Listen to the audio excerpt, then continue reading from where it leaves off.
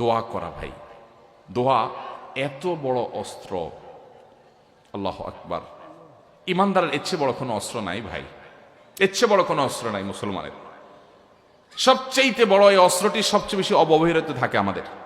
সবচেয়ে বড় দুর্ভাগ্য আমাদের দেশে মুসলমানরা দোয়া করতে জানি না। আমরা দোয়ার দরকার হলে হুজুরের মুখের দিকে চায় থাকে। আরে ভাই, হুজুরদের কাছে দোয়া চান, কিন্তু নিজে দোয়া করতে শিখেন। আল্লাহ বলেছেন উদউনি আস্তাজিব লাকুম, তোমরা আমার কাছে দোয়া করো, আমি দোয়া কবুল করব। আহ, কি কপাল পোড়া, আমরা চাইতে জানি না। নবী করিম সাল্লাল্লাহু আলাইহি সাল্লাম বলেছেন, পায়ের জুতার ফিতাটা ছিঁড়ে গেছে পথে চলতে গিয়ে, তোমার এটা ছোট বিষয়, ঠিক করে ফেলা যাবে। এটার জন্য তুমি আল্লাহর কাছে দোয়া চাও, এটার জন্য আল্লাহর কাছে দোয়া করো, সাহায্য চাও যে আল্লাহ এটাও একটা বিপদ, হোক ছোট, আপনি সাহায্য করেন। নবী করিম সাল্লাল্লাহু আলাইহি সাল্লামের পুরো জীবন দোয়া দোয়া দোয়া দোয়া। ওলামা একরাম জানেন নবী করিম সাল্লাল্লাহু আলাইহি সাল্লামের জীবনে কি পরিমাণ দোয়া তিনি পড়েছেন। ইমাম নবী রাহমাতুল্লাহ আলাইহি আল আজকার নামে একটা কিতাব লিখেছেন। হিসনুল মুসলিমের রচয়িতা, তার একটা কিতাব আছে, বাংলা হয়ে গেছে বান্দার ডাক আল্লাহ ছাড়া, এই মোটা। ডক্টর খন্দকার আব্দুল্লাহ জাহির রহমানের একটা বই আছে, রাহে বিলায়াত, আরো বই আছে। এরকম অনেক দোয়ার বই আছে, মোটা মোটা।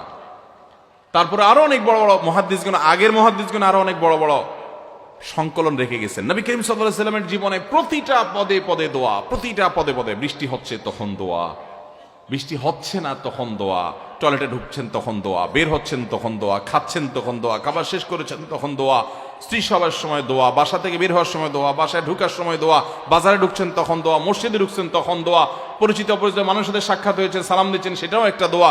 নামাজ শেষ করছেন তখনও দোয়া দিয়ে, দোয়া মাসুরা দিয়ে শেষ করছেন। নামাজ শুরু করছেন সূরা ফাতিহা ইহদিনাস সিরাতাল মুস্তাকিম দোয়া দিয়ে শুরু করছেন। বিবাহ শাদী যে সংগঠন হলো, এর শেষে নবী সাল্লাল্লাহু আলাইহি ওয়াসাল্লাম দোয়া পড়েছেন, দুধ পান করেছেন, দোয়া করেছেন, আরেক কিছু খেয়েছেন, দোয়া করেছেন। তার জীবনে দোয়া ছাড়া কিছু নেই, দোয়া এবং দোয়া। আর দোয়া ও হুয়াল ইবাদা, কত বড় অস্ত্র জানেন। নবী করিম সাল্লাল্লাহু আলাইহি ওয়াসাল্লাম বলেছেন, লা ইয়ারুদ্দুত তাকদীর লা ইয়ারুদ্দুল কদরা ওয়া ফি রিওয়ায়াতিন লা ইয়ারুদ্দুল কাযা ইল্লা দুআ। তিরমিজির বর্ণনায় কাযা আসছে, আর মুসনাদ হাকিমের বর্ণনায় আল কদরা শব্দ আসছে, লা ইয়ারুদ্দুল কদরা ওয়া লা ইয়ারুদ্দুল কাযা ইল্লা দুআ। আল্লাহর নির্ধারণকে, একটা হাদিসে আসছে আল্লাহ যা নির্ধারণ করেন, ফয়সালা করেন, সেটা আর পরিবর্তন করেন না। কিন্তু এক্সেপশন হলো যে আল্লাহ নির্ধারণকে পর্যন্ত আল্লাহ পরিবর্তন করেন বান্দার দোয়ার মাধ্যমে। যদিও দোয়া করে যে পরিবর্তিত হয়ে কিছু একটা হবে, সেটাও আল্লাহ আগে থেকে জানতেন। আল্লাহর কাছে অজানা বলতে কিছু নাই, কিন্তু দোয়ার মাধ্যমে নবী করিম সাল্লাল্লাহু আলাইহি ওয়াসাল্লাম আল্লাহর কাছে কিছু জিনিস থেকে পানা চাইতেন। ভাইরা আমার, এর ভিতরে একটা হলো ওয়াসুইল কাযা, আল্লাহুম্মা ইন্নী আউযু বিকা মিন দারকিল বালা ওয়া দারকিশ শাকা ওয়াসুইল কাযা ওয়া শামাতাতিল আদা। ওয়াসুইল কাযা, আল্লাহ আপনার কাছে পানা চাই সুউল কাযা, আপনার ফয়সালার ক্ষতি থেকে। আমার ভাগ্যে কোনো ক্ষতিকর কিছু থাকলে এটা থেকে আপনার কাছে পানা চাই আল্লাহ। নবী সাল্লাল্লাহু আলাইহি ওয়াসাল্লাম দোয়া করতেন। আমরা কয়বার দোয়া করি? অতএব ভাইরা আমার, আল্লাহর কাছে দোয়া করতে থাকবো, আল্লাহ আপনি আমাকে আপনার কাযা, আপনার কদরের ক্ষতি থেকে আমাকে আপনি পানা দেন, আমার জন্য কোনো ক্ষতি স্পর্শ না করে আমার নসিবে যেন ভালো কিছু হয়।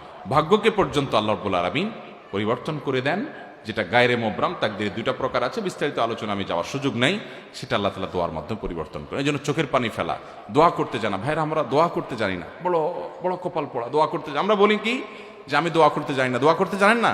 দোয়ার মতো সহজ কাজ আরেকটা নাই, সবচেয়ে সহজ কাজ দোয়া করা। এই জন্য দোয়ার জন্য অজুও লাগে না, বিনা অজুতে দোয়া করা যায়। এমনকি গোসল ফরজ হয়েছে, আপনি দোয়া চালাতে পারেন, নামাজ পড়তে পারবেন না, কোরআন তেলাওয়াত করতে পারবেন না, কিন্তু দোয়া করতে পারবেন।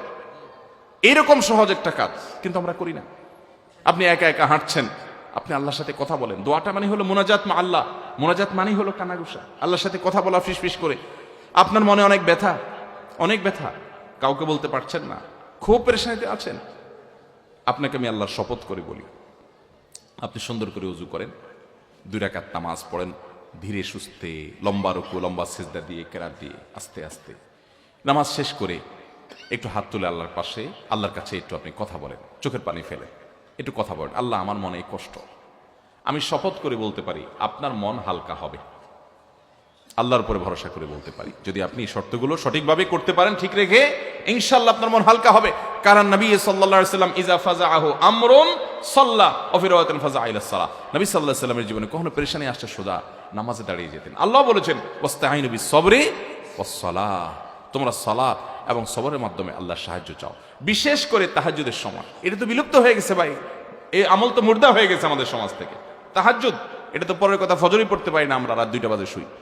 নবী করিম সাল্লাল্লাহু আলাইহি সাল্লাম তাহাজ্জুদের সময় আমাদেরকে আল্লাহর কাছে দোয়া করার শিক্ষা দিয়েছেন।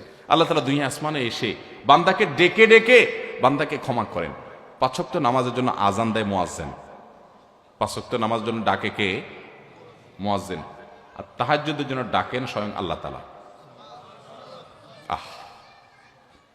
তাহাজ্জুদের জন্য কে ডাকে? তাহাজ্জুদের জন্য আল্লাহ সুবহানাহু ওয়া তাআলা। হাদিসে আসছে নবী করিম সাল্লাল্লাহু আলাইহি সাল্লাম বলেছেন যে রাতের শেষ প্রহরে আল্লাহ তাআলা দুনিয়ার আসমানে এসে বান্দাদেরকে ডেকে ডেকে বলেন, আলা মিন মুবতালান ফাআফিয়ালা, আলা মিন মুস্তাগফিরিন হাল মিন মুস্তাগফিরিন ফাআগফিরালা।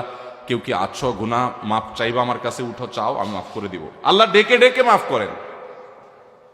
ভাইরা আমার, খুব অসুবিধা, ভোর রাতে উঠে যান, একটু তাহাজ্জুদ পড়েন, 2 রাকাত 4 রাকাত 6 রাকাত 8 রাকাত, লম্বা কেরাতে লম্বা রুকু সিজদা দিয়ে।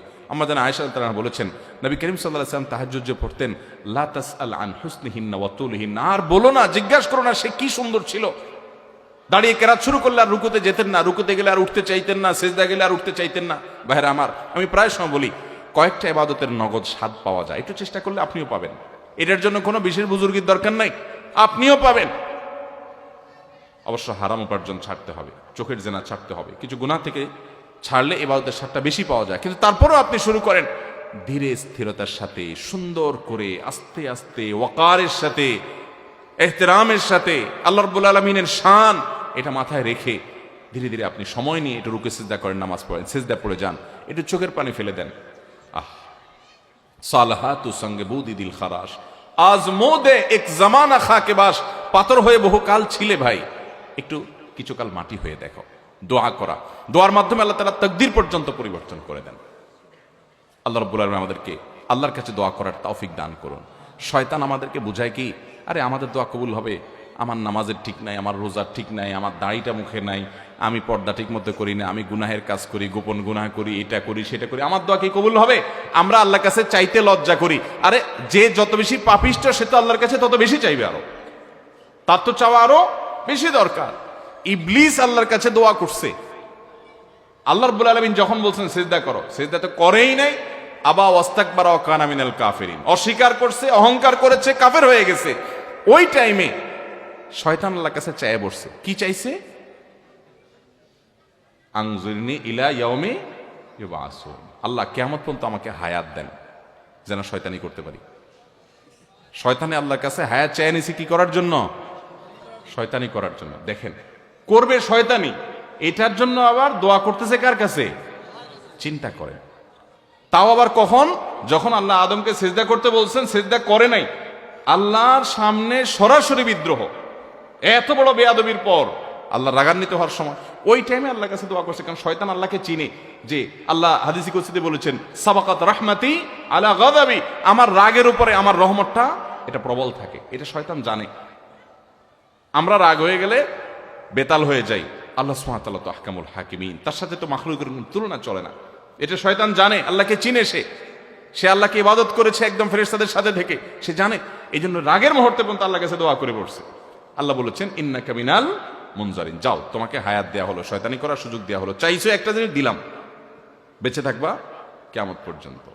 তাহলে শয়তান যদি আল্লাহর কাছে দোয়া করে, আল্লাহর রাগের সময় যদি আল্লাহ কবুল করেন, আমাদের দোয়া কবুল হবে না ইনশাআল্লাহ? তাহলে দোয়া করবো তো ইনশাআল্লাহ।